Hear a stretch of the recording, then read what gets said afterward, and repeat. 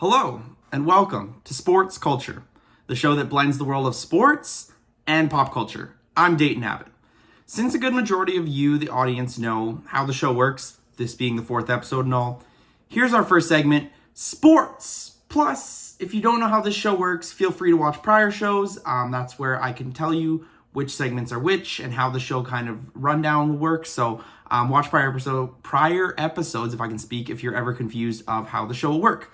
However, into our first segment, like I said, sports. And in sports, we are going to be talking about today. Hockey season is upon us.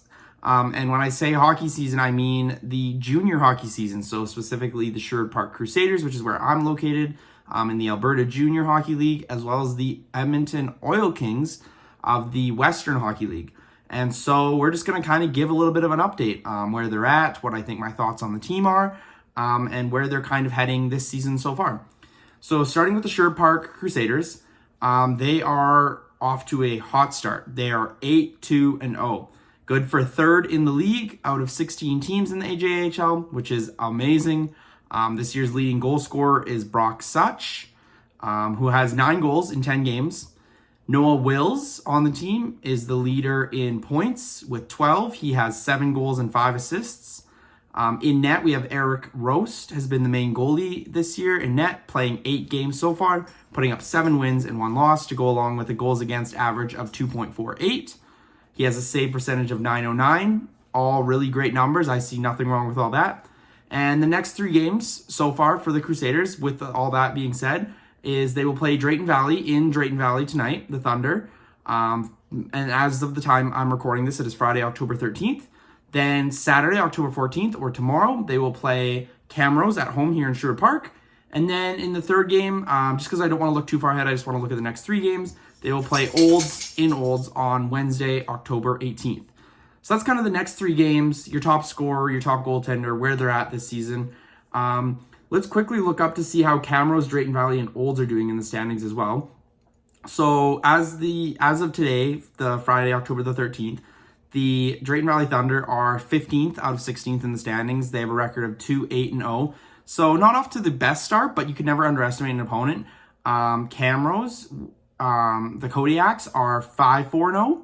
So a little bit better. They're sitting 7th out of 16th. And then who else did I say? I said Olds. Olds is doing the worst. They are 1-8-1. They are 16th out of 16. So can never underestimate your opponents, but if the Crusaders can take the next 2 of the 3 games, I think that will be critical and crucial to just keeping the momentum going. They are on a bit of a hot streak as well, winning the last 5 games in a row. The last 2, I believe, in a shootout. So running the risk of disrupting the streak, I think they can get it done in Drayton Valley as well as at home. And let's aim to take all 3, but if not, take 2 of 3 from the weaker opponents for sure. And then let's go look at the Oil Kings, who are doing better than last year, I would say, but it's early. It's very early, keep in mind. Their record is 3-5-1. They're good for 8th in the Eastern Conference of the Western Hockey League out of 11 teams in the division. The Western Conference also has 11 teams for a 22-team league. This year's leading goal scorer is Adam Jecko or Yeko. Adam Yeko or Jecko. I'm going to say Adam Yeko. Yeah, Yeko. I'm going to say Yeko. He's a rookie who has 5 goals in just the first 9 games played. So he's taking over this season so far. It's early though. He's also leading the team in points with 10. So out of the 9 games that they've played, he has 10 points, 5 goals, 5 assists. So Adam Yeko just absolutely taking over to start the season early on. In net, we have Colby Hay, I believe. He's played 6 of the 10 games so far, with the other goalie playing 4. I forget his name. But in those 6 games as the main guy, Colby Hay has a record of 2-2-1 with 1 shutout, a goals against average of 2.75, a save percentage of .915. So really, really good in net. Really, really good with the rookie Yeko leading the way for the team. And the next 3 games shape up like this. The Oil Kings will take on the Red Deer Rebels at home this Sunday, October 15th. Then they will go take the Rebels once again at home. So 2 games at home on Tuesday, October 17th. And then in the third game, they will play the Seattle Thunderbirds at home on Sunday, October 22nd, after taking a little bit of a break. So let's see where the Oil Kings are in the standings early on, as well as where the opponents are for the next 3 games. So currently Edmonton sits 8th out of 11th, like I said prior. Let's see how the Rebels are playing since we're playing them twice in the next week, Sunday and Tuesday. Currently in the Eastern Conference, the Rebels are 10th, so they're below us. They've only played 5 games, though. They are 2-3-0 so far. So, smaller sample size for them. So, I'm going to say we could win, I'm going to say a split. We win one, we lose one, which is good and bad. I think it's even. And then the Seattle Thunderbirds, who are in the Western Conference, they are 8th. They've only played 3 games, and they are 2-1-0. So, really small sample sizes against the Rebels and the Thunderbirds. It seems like we've played a lot more games than most of the league. At least in terms of, games played, we've played a little bit more than most of the league. So, tough to say. Although, if I had to guess, out of the next 3, I think 1 W is safe to say against the Rebels. 1 loss is safe to say against the Rebels.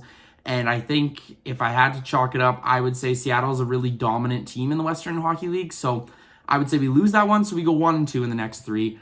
But who knows? Maybe we could go 2-1, and the Oil Kings could surprise me. Anything is better than last year. Last year, the Oil Kings were really, really, really, really, really bad, and I cannot underemphasize or overemphasize really, really, really bad enough because we were last in the league, and it was not even close. That's where the Sherwood Park Crusaders are in the AJHL. That's where the Oil Kings are in the Western Hockey League. Let me know your thoughts on the team so far on the season. I know it's early. Where the kind of teams are going. We're going to have to wait and see as the season progresses. But overall, I think the Crusaders are killing it, lighting it up this year.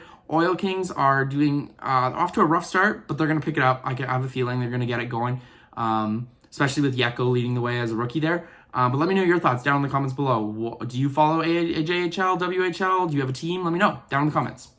And so let's move into our second segment of Spotlight. And in Spotlight today, we are going to be doing the fall movie preview. So I'm going to read you the synopsis of the 2 movies that I have coming out, what I like about them, what I dislike about them, and why I'm going to go see them. So starting off with Five Nights at Freddy's, the terrifying horror game phenomenon becomes a blood-chilling cinematic event as Blumhouse, the producer of Megan, the Black Phone, and the Invisible Man, brings Five Nights at Freddy's to the big screen. The film follows Mike, Josh Hutcherson, a troubled young man caring for his 10-year-old sister Abby and haunted by the unsolved disappearance of his younger brother more than a decade before. Recently fired and desperate for work so that he can keep custody of Abby, Mike agrees to take a position as a night security guard at an abandoned theme restaurant, Freddy Fazbear's Pizzeria. But Mike soon discovers that nothing at Freddy's is what it seems. With the aid of Vanessa, a local police officer, Mike's nights at Freddy's will lead him into unexplainable encounters with the supernatural and drag him into the black heart of an unspeakable nightmare. The film also stars Mary Stuart Masterson as Mike's icy Aunt Jane, Kat Connor Sterling as Abby's caring babysitter, Max, and Matthew Lilliard as Steve Raglan, Mike's smug career counselor. Five Nights at Freddy's is directed by Emma Tammy and is written by Scott Cawthon, Emma Tammy, and Seth Cuddeback. The film's iconic animatronic characters will be created by Jim Henson's Creature Shop. Five Nights at Freddy's is produced by Jason Blum and Scott Cawthon. The film's executive producers are Bia Securia, Russell Binder, Mark Mosman, and Christopher H. Warner. And it's put on by Universal Pictures, produced by Blumhouse in association with Stryker Entertainment. And so what I like about Freddy's, Five Nights at Freddy's, the movie, is I'm hoping it's more of a thriller than a horror. Yes, I know to me it's in the horror genre, but to me it's not going to be that scary. I'm hoping it's more of a thriller, but it's going to be my first scary movie that I see in theaters. So, I'm scared. I'm nervous to see it in theaters, but I'm hoping it'll be good. I also enjoy that there's a wide range of actors in this film with really good roles. However, what I don't like is I could see the movie going down a path where they overuse jump scares. There's poor writing due to lack of source material coming from the video game, and so it could lead to a bad movie with bad acting overall. However, I'm still going to go see it in theaters. Five Nights at Freddy's. My first scary movie, I guess, that I'm seeing in theaters because I don't normally go and see scary movies. But what are your thoughts? Are you going to go see Five Nights at Freddy's? Is it your thing? Is it not your thing? Let me know down in the comments. And so the second movie of our fall topic preview is The Hunger Games, The Ballad of Songbirds and Snakes. So let me read that synopsis. Cornelius Snow, at age 18 years before he would become Let me start over. The Hunger Games, The Ballad of Songbirds and Snakes. Coriolanus Snow, at age 18 years before he would become the tyrannical president of Panem, young Coriolanus is handsome and charming, and though the Snow family has fallen on hard times, he sees a chance for a change in his fortunes when he is chosen to be a mentor for the 10th Hunger Games, only to have his elation dashed when he is assigned to mentor the girl tribute from impoverished District 12. The movie is directed by Francis Lawrence. It's written by Michael Leslie, Michael Arndt, Suzanne Collins, who is the writer of the book. It stars Rachel Zegler, Hunter Schafer, Peter Dinklage from Game of Thrones. And overall, I'm just happy to see that Hunger Games is coming back. Even if it's a prequel movie, I'm excited.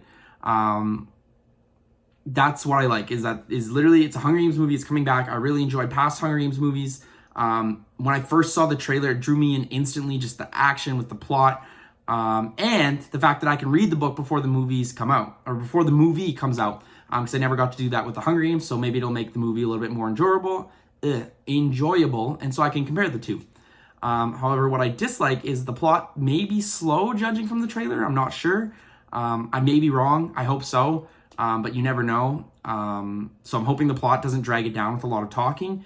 I also hope that the digital effects don't take away from the movie at all, and they look as real as they possibly can, because sometimes with sci-fi movies and futuristic movies, digital effects don't always hit.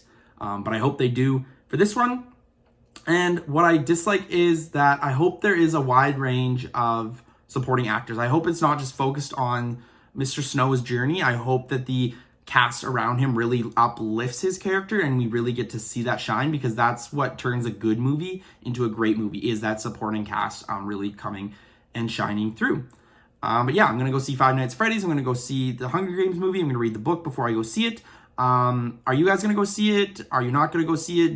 Do you like one of my picks over the other for which ones I'm going to go see this fall? Let me know down in the comments below, as always. And now into our third segment is recommendation. This week's recommendation is that I don't have one, except for maybe go buy a PlayStation 5, because it's my entertainment system. It's my gaming system. I love it.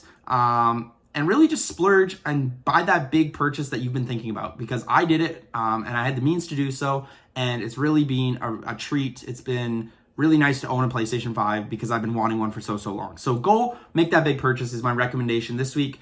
You can also leave all your recommendations for me: music selections, movies that you want me to check out, TV shows down in the comments below, so I can add them to the show. And that's all the time that we have for this week's episode of Sports Culture. So if you like the show, you dislike the show, any comments at all, leave them down in the comments section below, including your recommendations, like I mentioned before. If you'd like to check me out on Twitter, you can do so. My Twitter is at Dayton__Abbott. My Instagram is Dayton.Abbott. Those will both be down in the description below. And yeah, take care and thanks for watching. See you next time.